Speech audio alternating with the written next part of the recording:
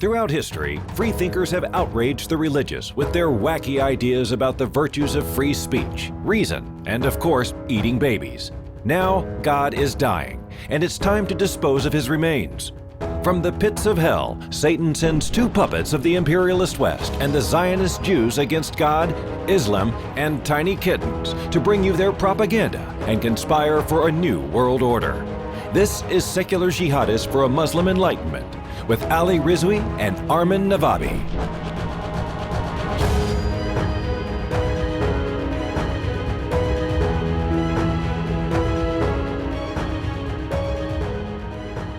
Welcome everybody to another episode of Secular Jihadists for a Muslim Enlightenment. My name is Ali Rizvi, and with me is the great Armin Navabi. Armin, how are you? I'm good. I'm actually good. Finally managed to. Yeah. We finally managed Get to everything done. Oh, get everything Finally done. managed to prepare the list of things I want to make sure we go over during the show, because I was just there's so many things that I want to make sure that we touch upon, and I was preparing that list. So the list is finalized right on time. Okay, well, good. This is because this is a big topic. Right now, there's Pakistan's. We're going to talk about Pakistan. We're going to talk about their secret intelligence service, the ISI. And the ISI has long been thought to support the Taliban. They've been actually known, it's an open secret, that they've supported the Taliban for ages. They actually trained the leader of the Taliban, Mullah Omar, when they were fighting against the Soviets. The Afghanis were fighting against the Soviets, and that support, that love affair has persevered through decades. They've given the Taliban money, they've given them training, education, weapons, and even now, the ISI is being implicated for good reason, it's probably true, in its role in the Taliban's recent takeover of Afghanistan, which is something that Pakistan was kind of banking on. It was expecting, it anticipated that the Taliban would stay in power. They kind of helped make it happen too. Pakistan's Prime Minister, Imran Khan, right, who has affectionately been nicknamed Taliban Khan at times because of his sort of apologetics towards the Taliban. He said when the Taliban took over Afghanistan that the Taliban were, quote, breaking the chains of slavery. So our goal in this episode is to really dig deeper into the Pakistan-Taliban alliance, its history, talk about the ISI, which is the Pakistani intelligence service, and how all of this relates to Pakistan's dynamic with India, with China, with Russia, and all of the other sort of geopolitical actors in the region. So that is the situation. I think we could get started by actually saying what is the ISI. Right. Like what is, like we want to go into a little bit more detail about what ISI is. Yeah, so the ISI stands for Inter-Services Intelligence, right? It is the Pakistan's elite secret service intelligence agency, the Pakistani equivalent of the CIA. Okay, so right.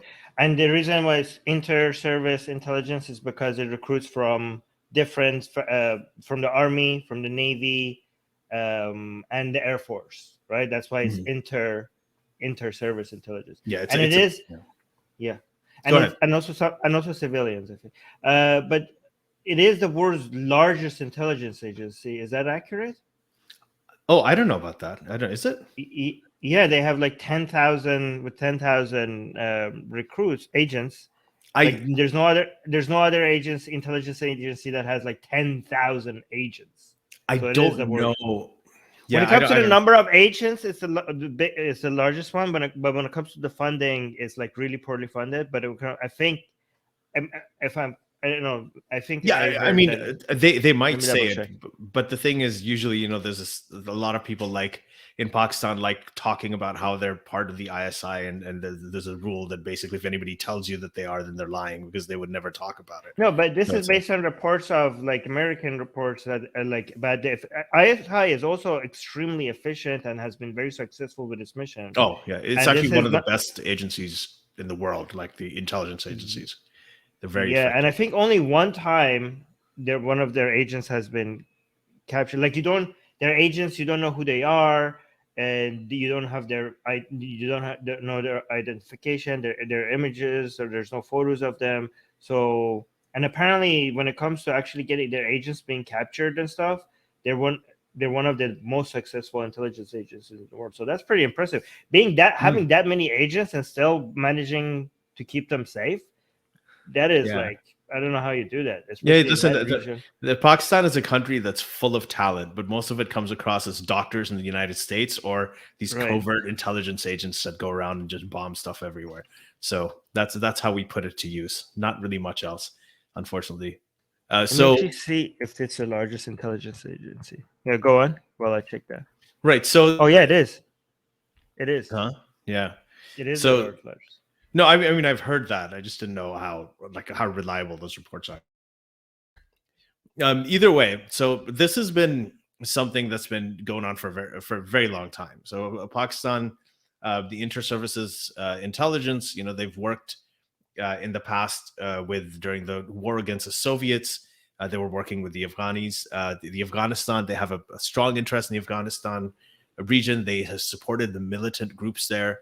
They've supported the Taliban, and they've also created certain militant groups within Pakistan. And a big reason for that is want a government in Afghanistan, democratic government or a more liberal government that can form an alliance with India. And Pakistan's biggest paranoia, it's that India is. Ali, we forgot to do a disclaimer. What is a disclaimer? Well, I mean, according to all the Hindutva, me and Susanna are members of ISI, so we do have to be transparent about that, because we might be, as members of ISI, we might be biased about. It's like you're just. I mean, you're members of Mossad. You're members. Pretty much like name the conspiracy. I am actually the most successful intelligence agent in the world, because I have somehow managed to be recruited by the CIA, Mossad, and ISI at the same time. And I openly talk about it, and people don't take it seriously. So nobody knows about this, even though I openly say it. So it's amazing. Yeah, it's a meta bluff. That's what it is. Yeah. It's a meta bluff. Yeah, yes, it's phenomenal. Yeah. So so this is a relationship that's gone on for a very long time. Pakistan and India, for those who don't know, have been at war. They fought 3 wars together. Some considered, let's say, even more. There have been other skirmishes that got close. Both of them are countries with nuclear weapons. So this is particularly one of the most interesting aspects of this is how does the U.S. handle Pakistan? The U.S. has been very confused, very back and forth with what they do about Pakistan. Pakistan is a two-faced friend to the U.S. I mean, why are they that way? Because they can be. They can afford to. So here's an issue. We keep saying Pakistan, but when it comes to talking about ISI and Pakistan, I don't think, is it fair to say that we shouldn't be using those things interchangeably, because there's different different groups in Pakistan that they don't have always the same interests, right? So when we say Imran Khan, we're talking about the civilian government, and then we have the army, and then we have the radical Islamic groups. And these are the 3 main powers in Pakistan, right? And the ISI. Islamic group, and the ISI is part of, I don't know, so when it comes to the military branch of the whole military force in Pakistan, they say you have the chief, and then you have ISI, and the ISI is supposed to be like a subcategory of the whole military complex in Pakistan, but it's not. No, it's not. The ISI it really reminds me of the situation in Iran, where you have the IRGC, right?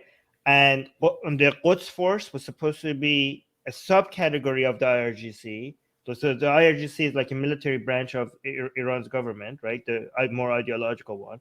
And the Quds force is supposed to be a subcategory of that. But the head of the Quds force, which used to be Qasem Soleimani, was more powerful than the head of all the armed forces. He's only second only to Khamenei. So you're supposed, right? I think it's a similar. Is it fair to say it's a similar situation in Pakistan, where the head of the intelligence agency is more powerful than anyone else in the entire armed forces? Yeah, probably. Yeah. I mean, the army is incredibly powerful, and the ISI is incredibly powerful. They're probably more allied together. The civilian government is pretty much, I guess I wouldn't call it puppets, but I mean, they're there. They hang out there. You know the history of Pakistan has been there's a law in Pakistan. There's an amendment, constitutional amendment, that says that the president has the authority to dissolve all of parliament anytime they want, apparently. So this has happened repeatedly throughout history, that every time Pakistan has had a democratic government, it has been it's gone to military takeover repeatedly. I think the first time there was a peaceful transition from one civilian government to another was in the early 2000s, actually. Pakistan's been around since 1947. So this has been an issue. The army is way more powerful. Another analogy like that's similar to is Egypt, right? Okay. Egypt is... Okay, finish that thought, because I have a question about what you just said. Yeah, because Egypt also has a very, very powerful military. And if they don't like the democratically elected government, they're able to do things to get rid of them. And so there's a bit of a show of the civilian governments. It's forward-facing thing, but if they don't like it, they'll step in. Okay, so two questions. Is it fair to say that in Pakistan, we actually have 4 forces, not 3 forces? Because like there's this... I keep hearing people say that 2 chiefs, like there's not one chief, there's a chief. The army and the ISI are 2 separate powers, right? And the ISI is a big, more influential ones. I don't know if that's true, but this is what I keep hearing. So is it fair to say in Pakistan there are 4 forces, right? The Islamic radicals, right, in the streets, and and then you have the civilian government led by Imran Khan, and then you have the army, and then you have the ISI. Right? These are 4 different forces in Pakistan. Is that fair to say? Sure. Yeah. And is it fair to say that among these 4, the least influential one when it comes to internal politics, I guess with foreign trade and stuff, the civilian government is the most influential one. But when it comes to internal matters, would it be fair to say that the civilian government is the least powerful one? Yeah, the civilian government. I think even when it comes to foreign stuff, a lot of times the civilian government they can do what they want, but that's only because the other thing. There's allow it. They don't really care, right? I mean, when they do care, then they make sure it doesn't happen. The ultimate power in Pakistan is really with the army and with the ISI, and I think they are aligned, right? There are skirmishes between all of the different things, but they are aligned when it comes to basic things like India, like the prevention of India acting in Balochistan and trying to support the separatists there. Like India, forming alliances with democratically elected Afghan governments. Those are the kinds of things that they will interfere in. The army and the ISI are very, very much aligned against that, and their attitude to the U.S. And the ISI, I heard, is above all the Pakistani laws. Like the Pakistani laws do not apply to the ISI. Yeah, of course. I mean, but Pakistan, not just the ISI. In Pakistan, there's 2 things. If you have a lot of money and if you have a lot of connections. No, but that's like those having connections and money, like makes you unofficially be able to go around the laws, right? Yeah. But the ISI is officially above, like the laws of Pakistan don't apply to. They run the... No, like I'm not talking about just technically. I'm not just talking about practically the laws don't apply to them. But anyways, they are. Yeah. So okay, they could do whatever they want, and they often refer to as a state within a state. And also something else I learned from you, Pakistan is, other countries are referred to as like countries that have armies. Pakistan is an army that has a country. Yeah. It's like Egypt. Egypt is like kind of like that too. Yeah. Like the IRGC is hoping to become like in Iran as well. Yeah, they've got ambitions, but they got the supreme leader to contend with. We don't have a supreme leader in Pakistan. That's this is exact. Okay, so this is what Pakistani Taliban wants for the future of Pakistan. They want it to become more like Iran, where you have like a supreme religious leader that has a control over the army rather than becoming a military state. I think that's what the future that they want. But Afghanistan, like the Taliban are actually quite comfortable with the army and the ISI the way it is right now, because they have an immense amount of support with the ISI. I mean, they're just everything that the Bin Laden, where was he found? He was found in like the in Abbottabad, in a military, the equivalent of what they say of West Point in Pakistan, and he was living there for years. Okay, for years. That was protection with the ISI and the army. So either they protected him deliberately, which is a horrible thing, or they didn't know he was there, which is an even more horrible thing. Those are the only 2 possibilities. Okay, so there's so it's either it's an issue, and the ISI and the army are very, very much aligned when it comes to that. But right now, the whole thing with Afghanistan has gotten especially interesting because I think that they always wanted this. They predicted it. They thought it was going to happen. They have some leverage against the U.S. There are certain things that the U.S. does want there. They do play a game like kids do if they have divorced parents who don't get along. The U.S. has given them a lot of military aid, and then they cut down the military aid by I think around 60% between 2010 and 2017. Right, they cut it down, but Pakistan behavior it didn't stop. So they're pretty much. But why? Why is it that because Pakistan?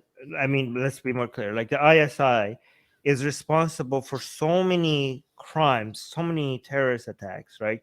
On India, there have been. Susanna brought this to my attention that they were also linked to the attacks in France. That they are responsible for working with bin Laden. And now we know that they're also responsible for originally, like they're responsible. The ISI, it's not just like, oh, the Taliban came from Pakistan. It's not that they just came from Pakistan. The ISI is directly involved in picking the Taliban, funding them, and training them from childhood. Okay, we ISI can get into created the Taliban. Your mic created. Yes, your mic got switched to the different mic. Did it? How? No. Yeah, I don't know. It says it's the same one. No, it's not. It didn't even give me any indication. But anyway, yeah, go ahead. Like I'll change it here again. All right. Yeah, so ISI is directly responsible for creating the Taliban, like as Ali just mentioned. However, the question is, why would the United States continue backing the army and the ISI? Not just backing them, but funding them. And I don't know if it's accurate to say this, Ali, supporting them over the civilian government. You know what I mean? Like, I mean, there seems to be no consequences for anything the ISI does. Like ISI is basically the largest attacks. The main enemy of United States was bin Laden, and ISI was directly responsible for providing safety and hiding it from United States. And now, United States spent $2 trillion in fighting the Taliban in Afghanistan, and the ISI is directly responsible for providing support and being responsible for the failure of United States. Like every American taxpayer should be like, we spent $2 trillion of our taxes on Afghanistan, and we're still spending money supporting the group of people who are responsible for our failure. Why is there no consequences? Why is like if this was Iran, like this would not only they wouldn't be treating ISI like as an ally, they would be this would start a war. Do you know what I mean? Like there's no other agency that I could think of that is so responsible for providing aid, and not just providing aid, creating America's United States enemies, and yet it continues to be not only not put on any sanctions, not only it's not grounds for actually a war. It's still not only there's no negative consequences, they're getting rewards from United States, from the American taxpayer.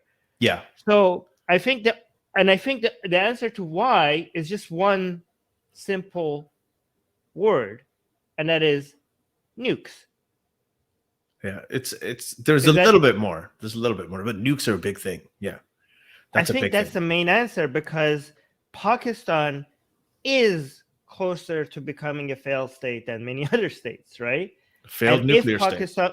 And if Pakistan becomes a failed state, it will be the world's first failed nuclear state. And that would be extremely dangerous for the whole planet, right? So if you look at the powers that play, you have the civilian government, which doesn't have any force behind it. You have the army and the ISI, and then you have all these goddamn radical Islamic groups in Pakistan. So the only thing that could keep that power, that wild card at bay, is the ISI. We can't bank on the civilian government.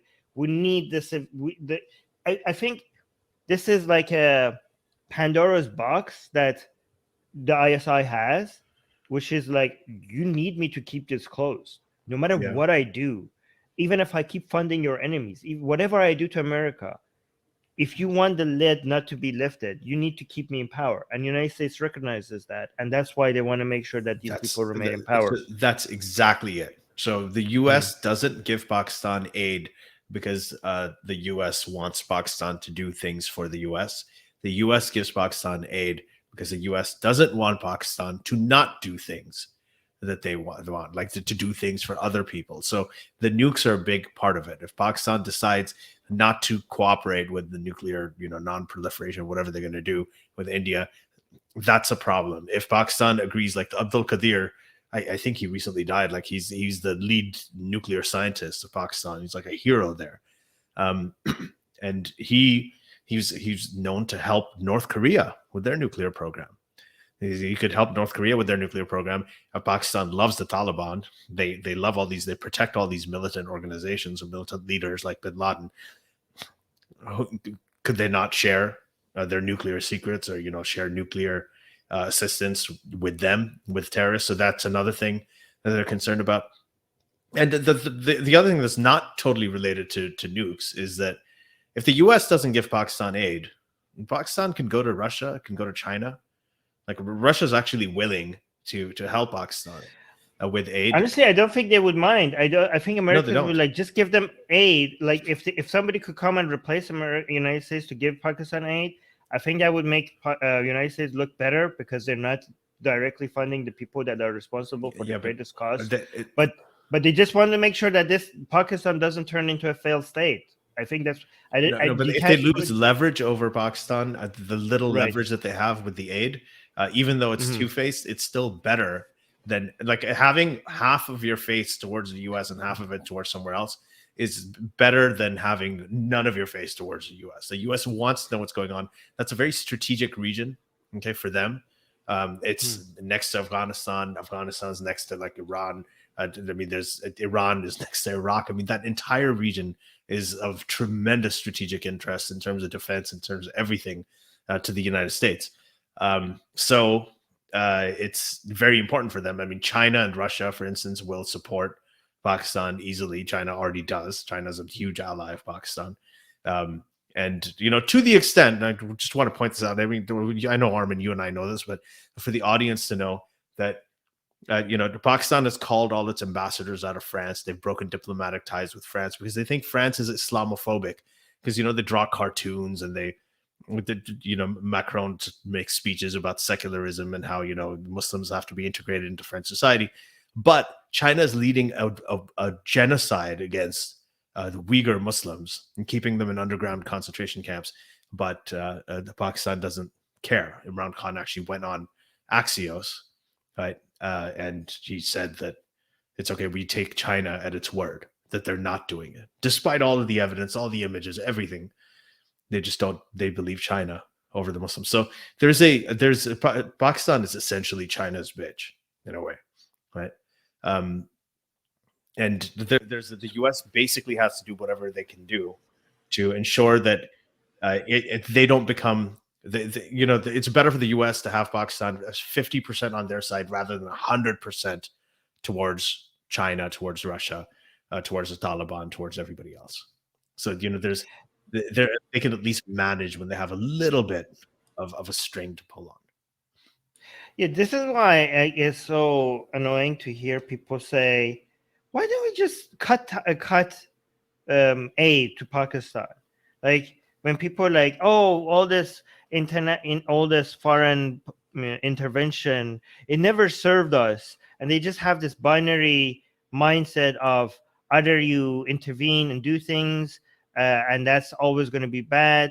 It's always going to have a negative impact. Or the alternative is to do the only alternative solution is to just have no foreign intervention. Like you either do bad foreign interventions or no foreign interventions. And they're like, why are we spending money on Pakistan? Blah blah blah. And they don't know about the fact that this is not that simple, right? Yes, these are not good.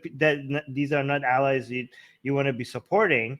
But again, the risk of a failed state with nukes is something you want to avoid. and you can't just wash your hands off of Pakistan. So it's not as easy as people make it like, oh, just stop supporting them, just stop funding them. Like, okay, and like, do you have a solution for how you deal with like the fact that these are going to, if this whole thing falls, you're gonna have like a Taliban like run country with nukes in their hand? Like, do you know how big of a threat to the whole planet that is? And it's not just about the fact that whatever comes might like be a country that want to use nukes. No, the nukes might just be like just leak out of Pakistan. Do you know what I mean? You might have like nuclear material just like all over the goddamn map after if the state falls. Like, Yeah. And the technology all of a sudden becomes available everywhere.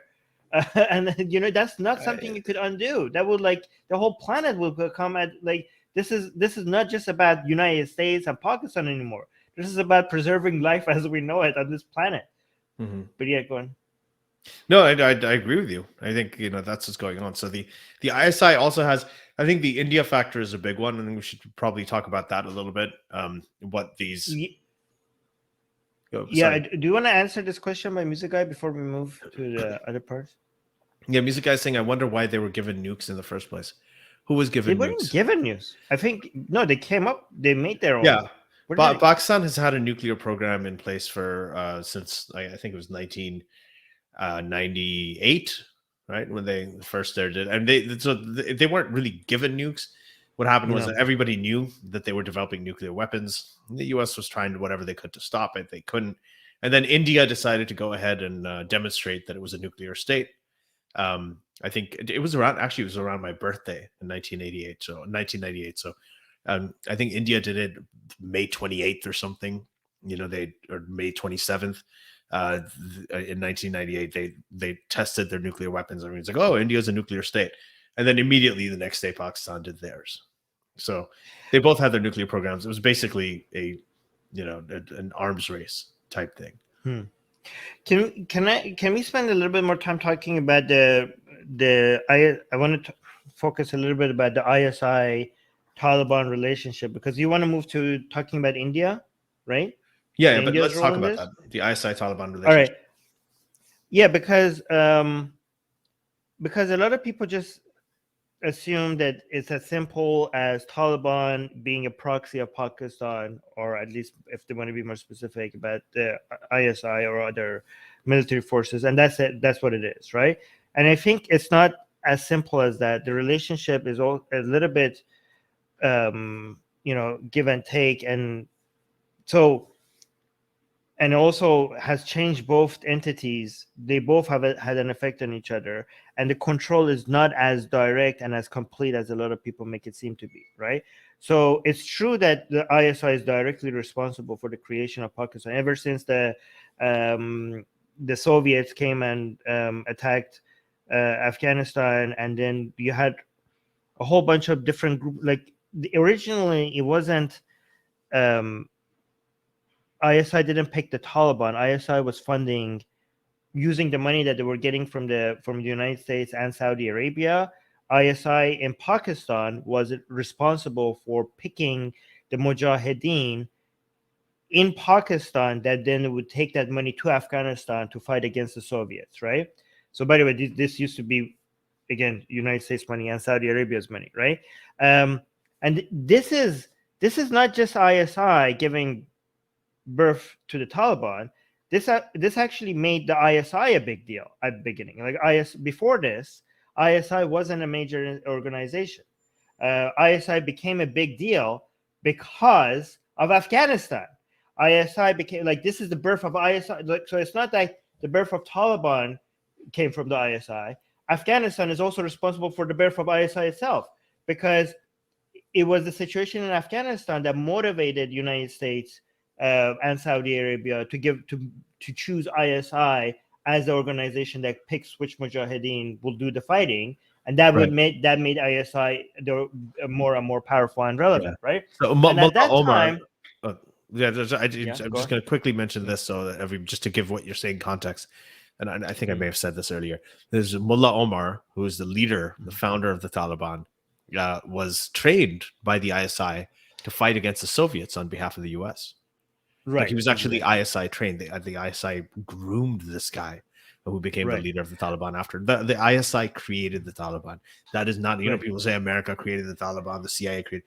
The ISI overtly, directly created the Taliban. I mean, we know that part, but I'm also saying the creation of Taliban was also responsible for the creation of, or at least the power and relevancy of ISI. So I'm saying the relationship, the Mujahideen, like the origin, so not at this the time, first war against the Soviets. That's when the ISI. So okay, so let me finish this point, because we're talking about a time where Taliban wasn't the main Mujahideen group that was doing any of the fighting.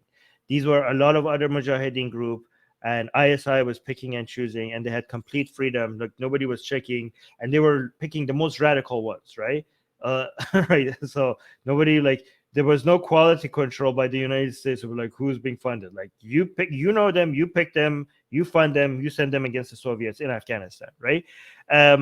But what happened is that when the Mujahideen eventually, before actually that, Afghanistan at this time was dealing with a lot of women and children leaving Afghanistan, and the men staying behind to fight the Soviets, right? And there was like all these men in Afghanistan, a lot of them were away from their family. That actually kind of screwed up in the head as well, because they were like, they were separated from their families for a very, very long time. But a lot of these family, including the children, when they left Afghanistan and led the men to do the fighting against the Soviet, they went to Pakistan. The children went to Pakistan. A lot of these children were orphans or separated from, or either orphans or separated from the parents. And just like their fathers were being emotionally scarred in Afghanistan for a very long time, especially because they were dealing with like genocide level killing by the Soviets on Afghans, like things that is unimaginable. Like I'm talking killing Afghans up to 1 million in less than in 1 year by the Soviets, and not just the fighters, but civilians, because the Soviet Union decided that we can't tell the difference between the civilians and the fighters. So we're going to just treat everybody as if they're a fighter. And they basically did like mass genocide. And Ali, I don't know if you know this, the Soviet, one thing they did in Afghanistan is that they put landmines. This is like the Soviets. And they put the landmines that were on purpose look like toys. Yeah, I read about this, yes. To attract children. And they made it so that the mines, when they explode, not be damaging enough to kill the children, only to disable them, only to make, like, take off some arms and limbs, but not to kill the children, because they based on the Soviets' reasons analysis, if you curse a family with a disabled child, then that family would not fight. Like the men in that family would be focusing, like they would be too scarred for them to be able to fight against the Soviets. So they wanted to make sure that when the children go play with these mines that look like toys, they don't die from it. They just become disabled from it, to curse a family enough to stop all these people sending soldiers against the Soviet. That was the Soviet Union's strategy. So that's amazing. Yeah. Anyway, wow. So I didn't know that part. Yeah. So, but okay. So what I'm saying is that all these children that went to Pakistan, and this is the time that the Taliban didn't exist yet. What the ISI did, is that they were involved in the madrasas that took all these children.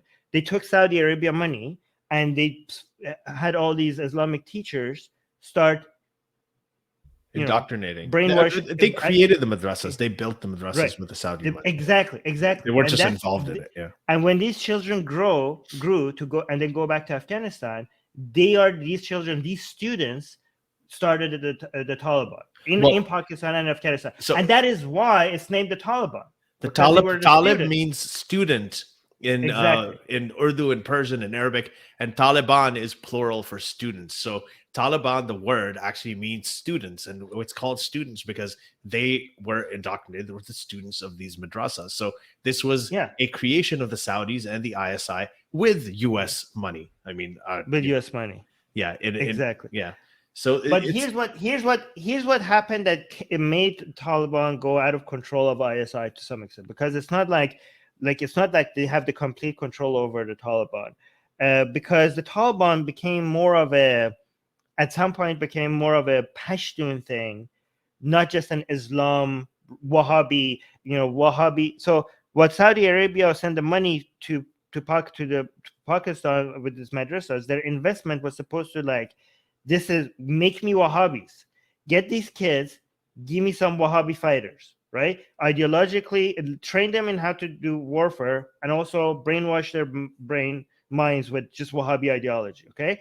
But there was another thing that the Taliban was influenced by, which was not what the Saudis intended or what the ISI intended either, is it was a mix of we're Wahhabis, but we're also Pashtun nationalists or Pashtun supremacists, right? And that was not in the plan of ISI, especially given that the Pashtun area, if you look at the map where the Pashtuns lie, it's part of Afghanistan and part of Pakistan, right? So that is a threat to the integrity of the border of Pakistan and Afghanistan. And a threat to the integrity of the border of Pakistan is not something that the ISI was ever intending to do, right? Because if you create a group of people that we're Pashtun supremacists rather than just Wahhabis, then you're creating a Pashtun separatist movement that is a threat to the entire identity of the entire existence of a country named Afghanistan or Pakistan. And that backfired on ISI. Is that accurate way of that's totally accurate. Okay. Yeah. But the reason why, tell me if this is accurate as well. The reason why the ISI could not give up on the Taliban even after this development is because ISI created the Taliban, but then as the Taliban grew, the Taliban influenced the low-ranking members of ISI. So much so that the ISI, low-ranking members of ISI, were actually loyal to the Talibani ideology, and they were sympathizing with them.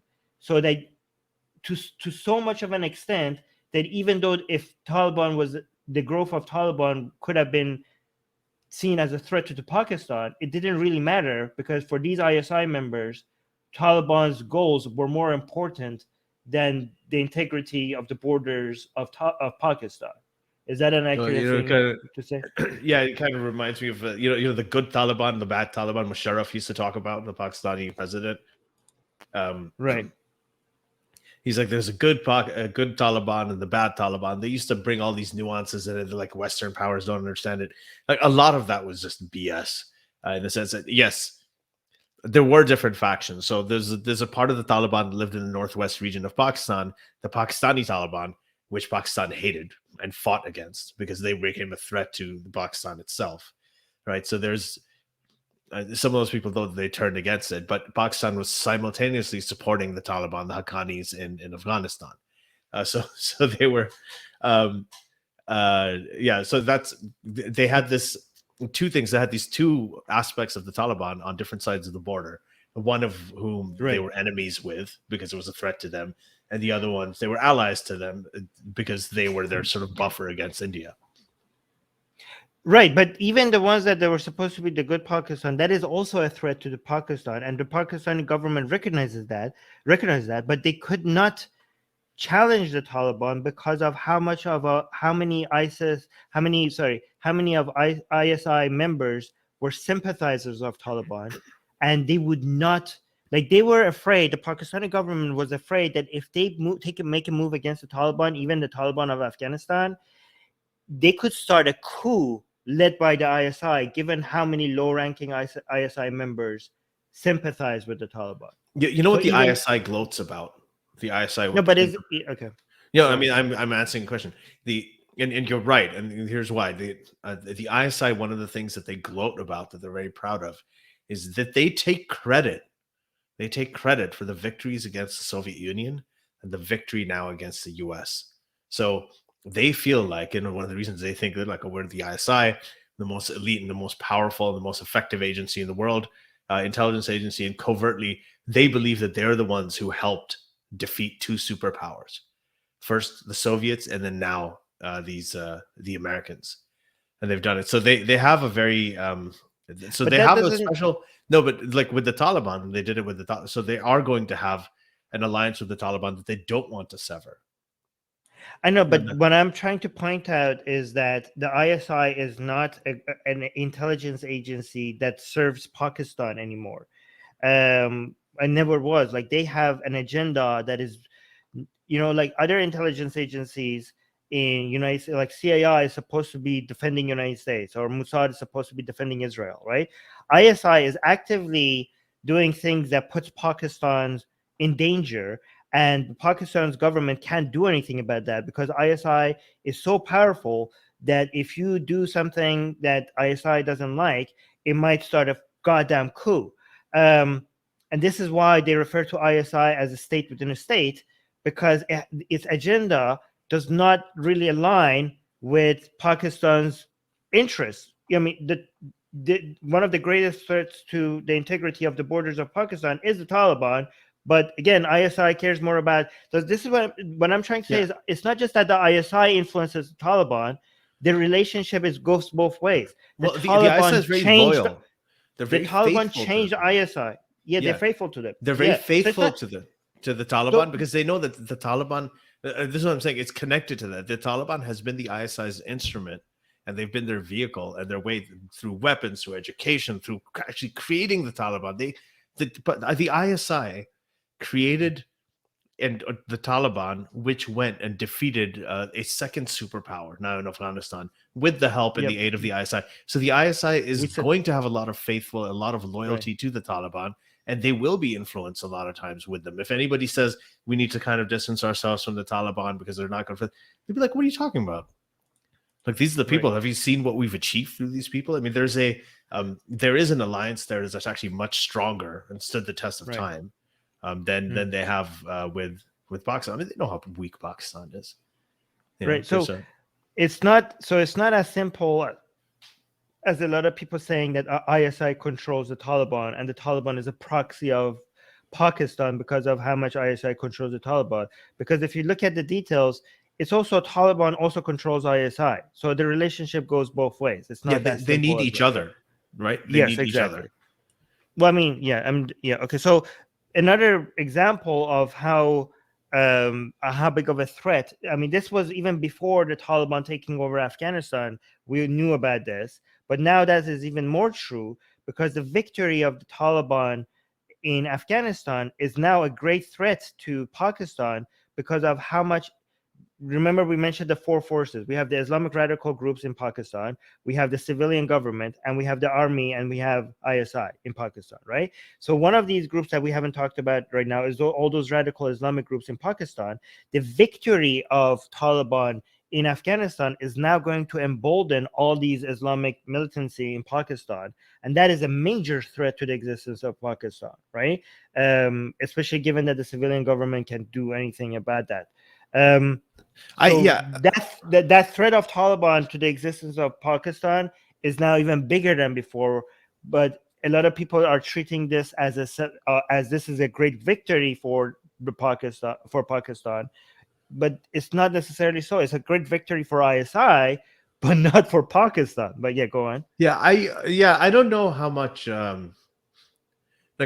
don't know if we could draw that distinct a line between all these groups, because it's not just the threat. Yes, sure, your point is valid, but there are other things. Like if the Taliban are not in power, right, the other groups in Afghanistan that could come to power are going to form alliances with India.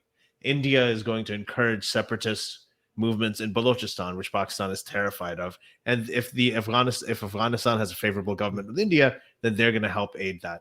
Right? Then there are other factors. I'm actually talking about Islamic groups in Pakistan. Okay, so let's take let's take one of them. That so would be a bit. Go ahead. So sorry, it was a little bit of I didn't mean to interrupt. But the Lashkar-e-Taiba. Do you know what those are? The Lashkar-e-Taiba who actually carried out the Mumbai attacks. They're also very, very close with the ISI. The ISI helped that attack happen. Okay, so these are also militants. Okay, and they are very closely linked to the Taliban.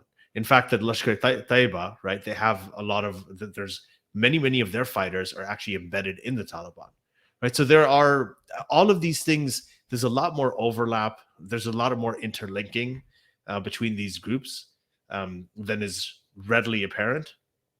And this is a it's a problem for the people of Pakistan. But I don't think I think the ISI by forming these alliances with these militant groups feels that it is protecting Pakistan's integrity, and it's more of a risk and benefit analysis, right? It's not that I mean the alternative would be much worse if they did not have these alliances with the Taliban.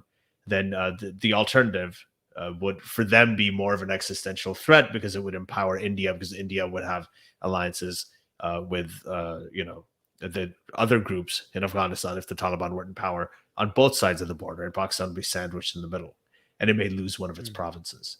So yeah, so that's the kind of play, that's the trade-off that they're making. So I don't think the threat to Pakistan from the Taliban is nearly as much as what they perceive the threat to be if India formed alliances with a non-Taliban government in Afghanistan.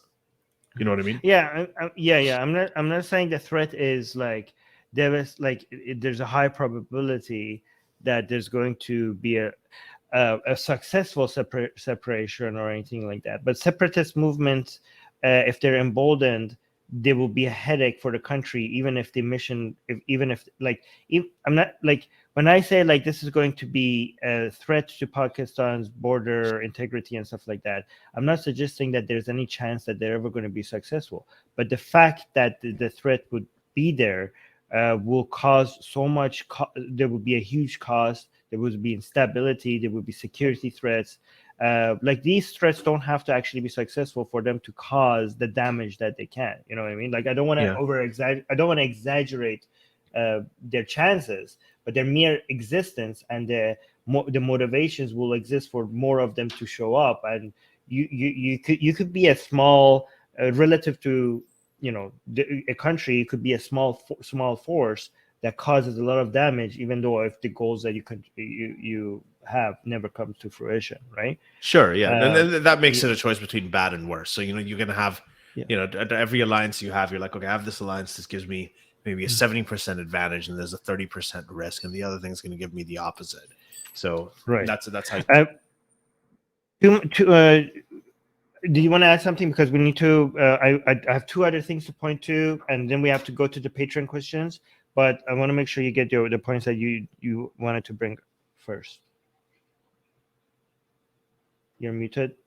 Okay, so you're muted. So I'm going to mention one thing. I'm good. Go ahead. All right. So one thing that we need to, I just was on my list. I just wanted to make sure we highlight was the fact that the ISI visited Afghanistan to meet with the Taliban right after they took over Kabul. Like they were, so.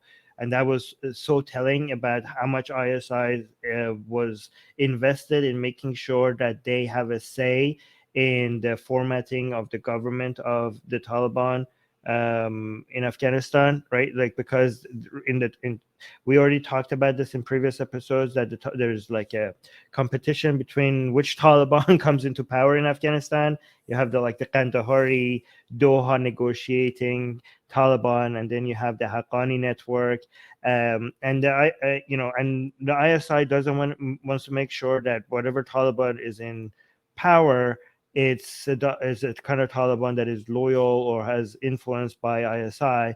So the fact that they just showed up, so they're not even attempting to hide the fact that they have a direct say in the formation of the government in Afghanistan. They're just openly. You would think for an intelligence agency, if they were interested in keeping this under the radar, they would come up with a different way. But they're like, no, we just flew there. The head of ISI we're just going to show up and we're just going to transparently in front of everybody's eyes just talk to the Taliban right at the point where they're trying to form the government. That was very telling, and just this is not even a hidden secret anymore, right? So that's one thing I wanted to point out. Another thing, if I want to remind everybody about what happened 6 years ago in Pakistan when the Taliban took out, was it 6 years ago? I think it maybe 7 years ago, when the Pakistani Taliban attacked a school and killed a lot of school children, and how unpopular the Taliban became in the eyes of Pakistani because of that attack. And it was like, even with an attack like that, and even though so many people's opinions of Taliban had changed because of that attack, it didn't change the level of support that ISI has for the Taliban. Like even after an attack like that, when it was so unpopular for you to defend the Taliban after that in Pakistan, but none of that deterred the ISI. Like it doesn't, like the Pakistani opinion doesn't really matter. That's where a lot of that narrative came out about the good Taliban and the bad Taliban, right? I mean, they said, well, this is the bad Taliban because they were the Pakistani Taliban, they're fighting against us. The good Taliban are the ones in Afghanistan because that's our buffer against India. But the thing is that the good Taliban and the bad Taliban actually get along. The Afghan Taliban and the Pakistani Taliban, they're still the Taliban. They share family, they share like a line, everything. They get along. So one of the advantages, one of the risks that Pakistan has right now is that the Pakistani Taliban is going to be empowered. Another actually really big risk that we didn't really get to talk about, but should be mentioned here, is that the victory, in terms of what you're saying, risks to Pakistan. The Afghan Taliban and the Pakistan Taliban are very, very, very anti-Shia. Extremely anti-Shia. Oh, and yes. Pakistan is a major haven, like where sectarian violence happens, and they know that one of the ways to really bring down Pakistan and cause chaos and instability and all kinds of issues in Pakistan is by just lighting a fire under this whole sectarian conflict that exists in Pakistan in perpetuity, right? So that's also a way they get. So the Taliban, they do have a lot of leverage if they want to mess around with Pakistan. So the ISI, they're all very aware of it. They're aware of the fact that there's potential to create tensions. Yeah, interesting. Yeah, and also this whole anti-Shia thing is like the Taliban in Afghanistan is trying to figure out how anti-Shia it could go, because it needs international recognition, but it also needs to be careful not to lose members to ISIS-K, which makes this whole protecting Shia community narrative by the Taliban as one of the main recruiting, like being not attacking Shias is the best way. So a lot of people think like the Taliban in Afghanistan, if they talk to Americans, that would be the best recruiting strategy for ISIS-K out of Taliban, but it's actually talking or not attacking or defending the Shias that is even more important to them than that. Yeah, this dynamic between the Taliban, the Afghan Taliban, and the ISIS-K is going to be super interesting, because Russia's involvement. Russia is actually willing to support the Afghan Taliban, right? Sort of, behind the scenes, but they don't like ISIS-K. They don't like ISIS-K. They don't like ISIS at all, because they support Syria, they support Assad and everything.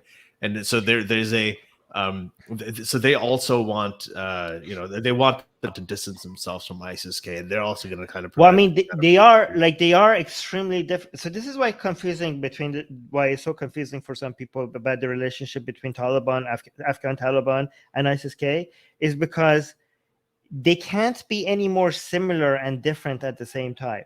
Okay. Because they are. That's a great way to put it. Because ideologically they are so fundamentally against each other, right?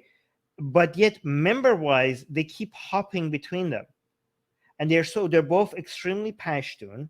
They both have the same members, that they are members of the same families. You have like brothers, one in Taliban, one in ISIS-K. You have like fathers and sons. And you have people shifting their minds about, okay, am I Taliban? Like one is a nationalist movement, one is a global movement. You know what I mean? One of them, but they're the same people, even though the ideas do not match with each other at all. Like they are philosophically, they disagree with each other, and they hate each other so much so that ISIS-K considers a Taliban ex-Muslim murtads. But when it comes to individuals, and you see how mobile and flexible jumping from one to one is, they're like, wait, are these the same groups? But then no, when you look at it ideologically, like, no, they're not. They're mortal enemies. So that's why it's kind of a confusing issue for a lot of people, who are like, because they look like each other. And this is also what they're the same people And even though like philosophically they're completely against each other, when it comes to the average fighter on the ground, they're not like, it's all about their feelings at the time. It's not about like, and if you are like a, I don't know, 20-year-old fighter with a Kalashnikov in your hand, you're not like following, like, let me see what is the philosophical argument that, that is the Taliban is making to me, and what is ISIS-K making to me. You know what I mean? Like, yeah, it does have some influence because they do pick some bullet point narratives, and they're like, oh my God, look, this is what they're doing. This is what they're doing. That's why you should join us. But for a lot of these people, it comes simply down to who lets me die, actually. Who lets me fight? Who lets me die? You didn't know for a lot of them, and also who's loyal to me, who's betraying us, who's giving us the vision that was promised, or are we now becoming corrupt ourselves? A lot of them are Puritans, unlike the other tribe. A lot of tribal soldiers in other groups that are just like looking where the wind is blowing and joining whatever group is winning. The direct members of Taliban, they actually are ideologically loyal to what they're fighting for. They just want to make sure they're on the, like, for example, one of the concerns of a lot of Talibani soldiers was that the war is over and they lost their chance at dying. And that is actually a major recruiting tactic for ISIS-K as well, because a lot of these people want to actually become martyrs, and they were talking to their war chiefs, and they're like, are we really, like, as if they're terrified, but is the war really over? Do we really not get to fight anymore? A lot of these people don't know what to do with themselves if they don't have a gun to point at somebody and shooting. Like, keeping the peace doesn't really match what they were trained and raised to do. These were like, born jihadis, like raised jihadis, not born jihadis. But but anyways, born and raised jihadis. Anyway, so should we go to should we go to patient questions? Yeah, we got D sent us this. By the way, for everybody that might be listening to this later, the audio version of it, I just want to remind you that you don't have to, if you're a patron and you want to make sure that your questions get answered, patrons get to send us their questions ahead of time, and we do answer every patron question. So if you think, like, as a patron you can't be live here with us to answer questions live, you are able to just send them ahead of time and make sure that we answer them, right? So we have a question from D here as well. So and also, if you want to become a patron, link in the description. But go ahead. Yeah. So D is saying, it has been reported that TTP, which is the Tehrik-e-Taliban Pakistan, it's Pakistani-Taliban, has stepped up killings of law enforcement, 44 attacks in the first 6 months of this year. What is the dynamic between the ISI and Pakistan law enforcement agencies? So what is that? What's that between ISI and the Pakistan? I actually didn't know that there has been a stepped up in the killings of law enforcement by the TPP. So did you know about this? No, I didn't. I didn't know that either. Okay. The TTP, the Pakistani Taliban, they don't Pakistani law enforcement. They don't like the Pakistani military. The Pakistani military was actually bombing the TTP in Swat and North Waziristan before, right? So the TTP is not like the Afghan Taliban. So, but doesn't this confirm what I was like somewhat suggests that what I was saying is true then? Because I was saying that the victory of Taliban in Afghanistan is going to embolden these Islamic militancy in Pakistan, and I think the TTP stepping up its killing of law enforcement in Pakistan could be an indication of that being true. So this is why I'm saying the victory of Taliban. This is what I'm saying. The victory of Taliban in Afghanistan. A lot of people think this is a win for Pakistan, but it's actually maybe just a win for ISI, but not actually for Pakistan. This is actually a threat to Pakistan, as we're seeing right here. Well, I think that the risk, like, this is a byproduct of it, and you're right. Like the TTP, and this is what I was saying later on too, is that the TTP, the Pakistani Taliban and the Afghan Taliban are not really. I mean, they do get along, right? But the Pakistani Taliban really does not like Pakistani law enforcement. They don't like the Pakistani military. The Pakistani military was bombing them in North Waziristan, right, just a few years ago. So they have some, they have bad blood between them. Whereas the Pakistani military and the ISI does kind of support the Afghan Taliban. So they're sort of playing this game, and it's really a matter of they know that it's going to empower the Pakistani Taliban, but there's a higher risk of not having the Afghan Taliban there for both Pakistan and the ISI. So in some cases, yeah, their goals are disparate, but on the other, the ISI does need to protect Pakistan as a state. It's not like they will completely abandon Pakistan and I know they need you need a you need that's what they are like they're. So it's not scrap it. Yeah, I mean, I'm not saying that the ISI is motivated to make Pakistan fail. I hope nobody thinks I was suggesting that. They do, of course not.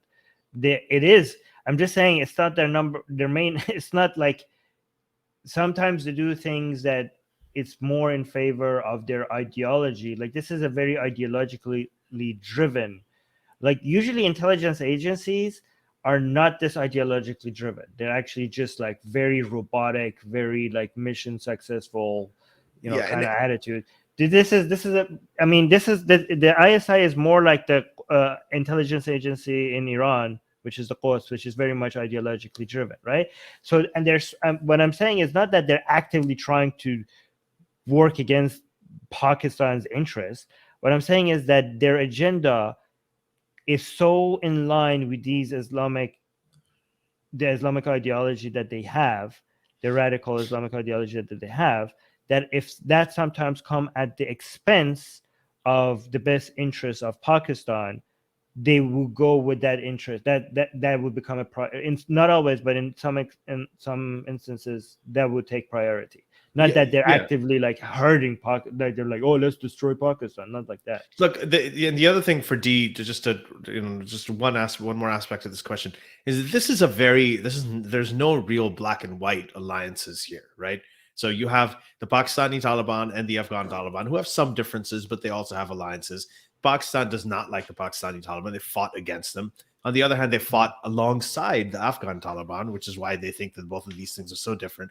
On the other hand, you have ISIS-K, which doesn't really like the Afghan Taliban and probably has a little bit more in common with the Pakistani Taliban. The ISIS-K is also probably more aligned with, then you have the Lashkar-e-Taiba, which is aligned with the Afghan Taliban. So whenever you are going to support one of these organizations, the ISI does, they are going to see if they can afford the risk. And they made a calculation that, okay, we are going to help the Afghan Taliban gain power, and we're going to facilitate it. We're going to make it happen.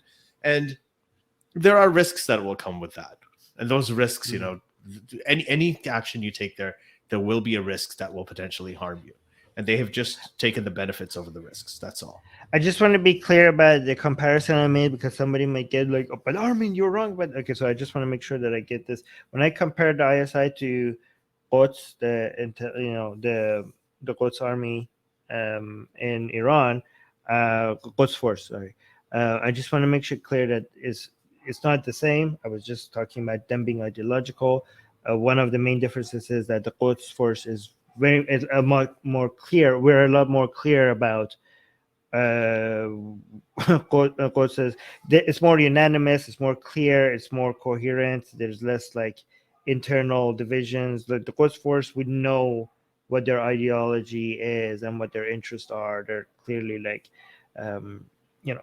so with ISI, it's kind of like more like, well, based on this action, we can guess that they want this, but the lower rank want this, and the higher rank want this, and these people are afraid of this. And it's not like, like the ISI would not have come and say like, oh yeah, we're in support of the Taliban in Afghanistan. They would not like, I mean, we know that, but they wouldn't come and like say it like that, right? Is it correct? Like they would never openly say it like that, right? But when it comes to the Quds force, it's pretty much out in the open, declare like, oh yeah, we want the destruction of like a country that I'm not going to name because YouTube might think like I'm saying it. They're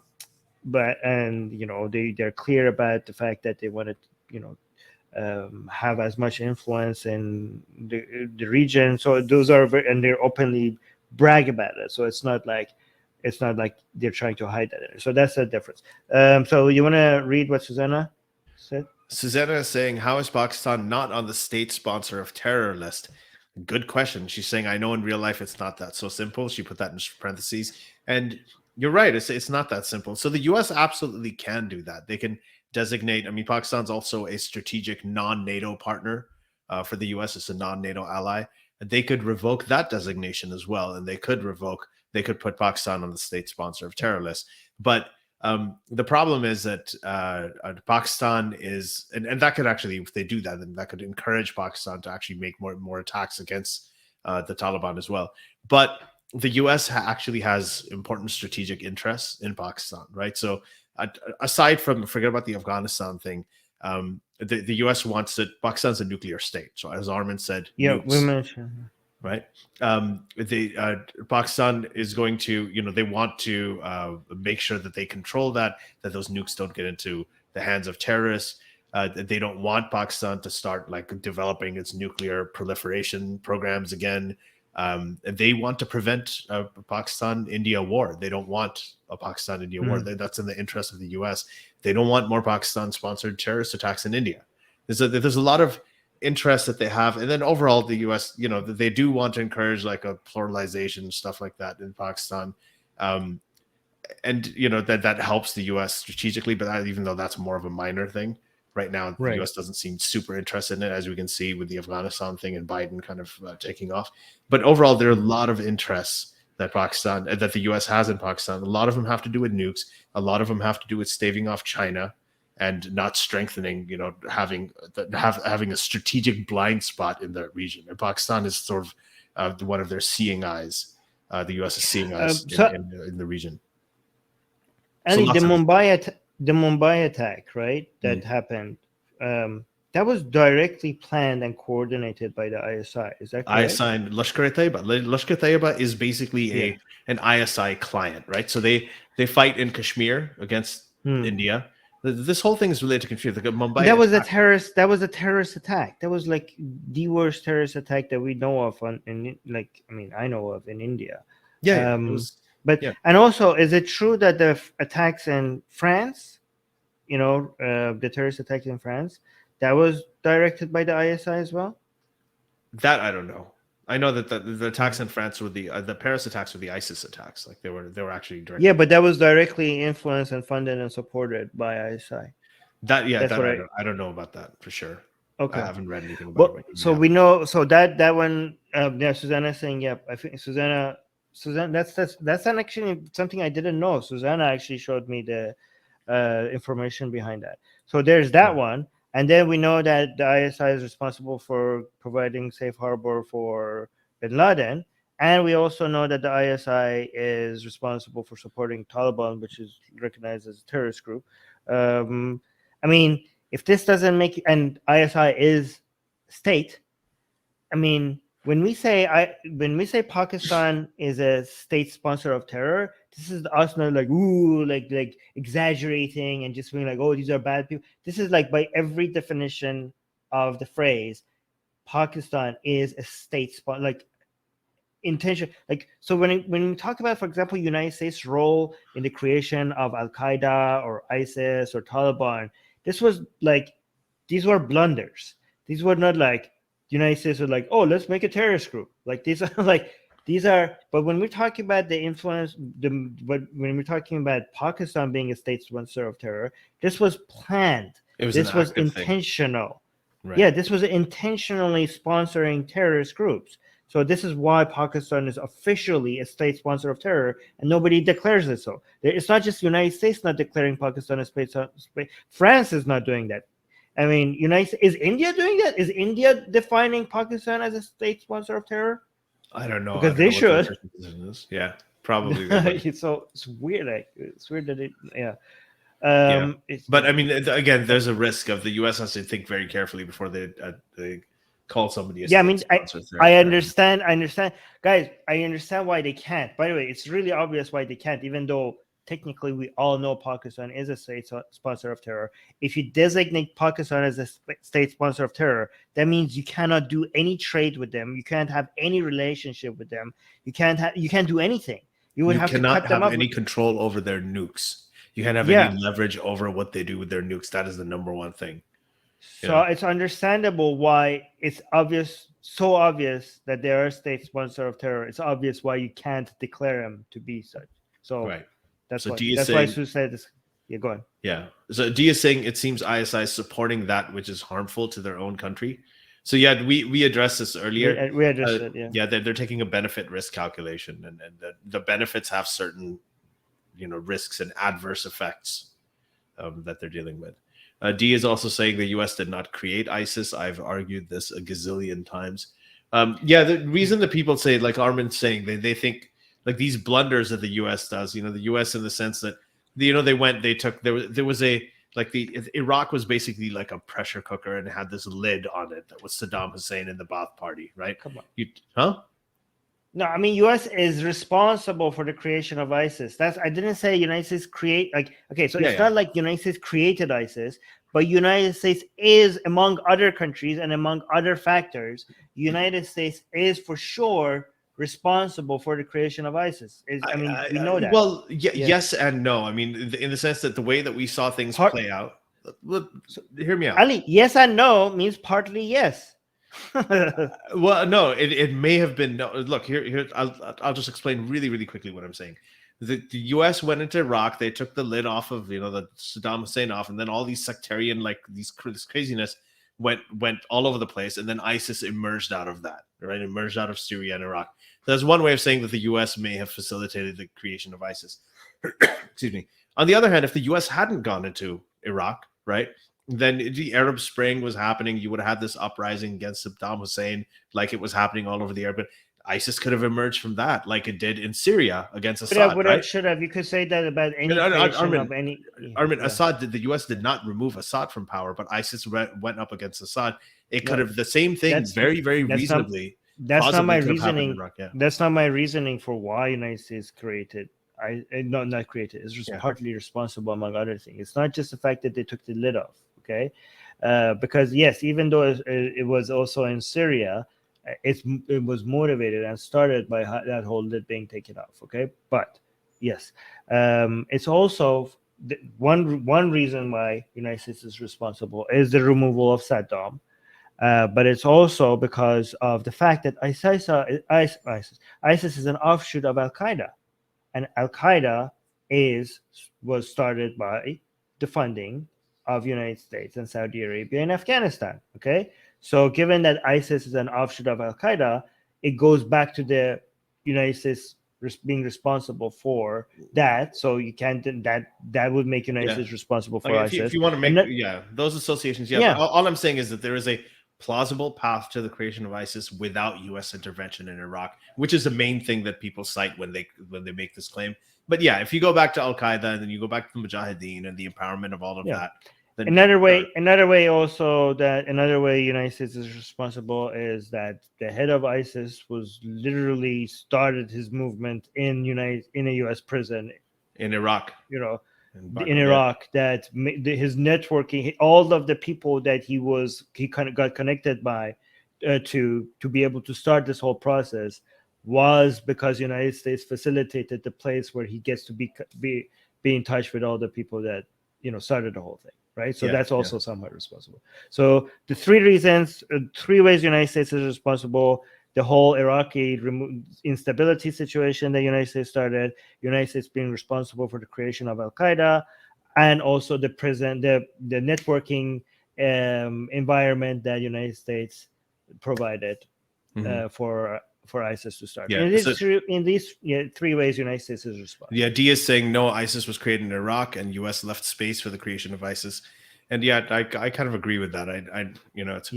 That the woulda, coulda, shoulda thing, as you said, it's hard to tell, what would have happened otherwise. Susanna is saying exceptionally excellent episode today, boys. Wow, I know. Thanks. Well, I mean, this is a really interesting topic, and it's going to develop a lot. But we do have to have, I think, the next episode, Armin, we have to talk about the rise of Muqtada al-Sadr in the elections in Iran. I mean, that's awesome. Yes. In Iraq. Yeah, the Iraqi elections. Yes. And Muqtada al-Sadr, the guy who led the thing against the U.S. occupying forces, is now coming to. I mean, it's just fascinating. I like, you already had this thing with Afghanistan where the Taliban came back, and now you have Muqtada al-Sadr coming up, and which is so just Iraq, Afghanistan, the two major wars. Let's see what happens. I think that's the next thing we talk about in the next episode. It's gonna be fun. Yes, and then after that, I think we should talk about the tensions between Azerbaijan and Iran. Okay. Yeah, Maybe. that I don't know that much about, but okay, we'll do that too. Okay. Susanna saying, "Who needs LinkedIn when you have prison?" That's correct. It's a great networking opportunity. Thank you, America, and your black prison sites. Decent. Yeah, I don't know. Yeah, we might take that in. We might. I don't know. Sure. Let us look into it. We might do an episode. Yeah. All right, guys. All right. Thank you very much. This was a lot of fun. This is a fascinating topic. I think next time when we revisit it, I'd love to get Harris, Sultan, or Sean back on to talk about it. Yes, that would be great. Too late notice if I did it this time, but we'll do a. Can we also do an episode maybe on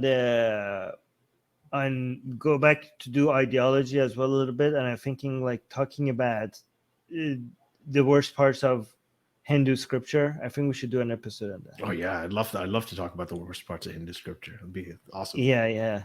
But like whatever part we talk about, like they'll all say, "Well, this isn't part of Hinduism, right?" But anyway, I know. It's just like the Muslims do. It's just, who knows the difference now.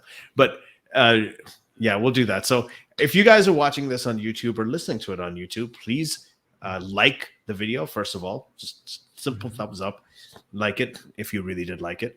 There's a subscribe button if you want to see more videos like this. Subscribe and hit the bell so you get notified every time we make more videos like this. And we have clips like this up pretty often on YouTube. So there's always like really, really good content for you to devour. Also, if you're listening to this on your podcast app, on Apple Podcasts, Google Podcasts, Stitcher, Spotify, wherever, give us a rating that helps feature us higher so that more people can know about this podcast and more people can listen to it. It's more higher profile.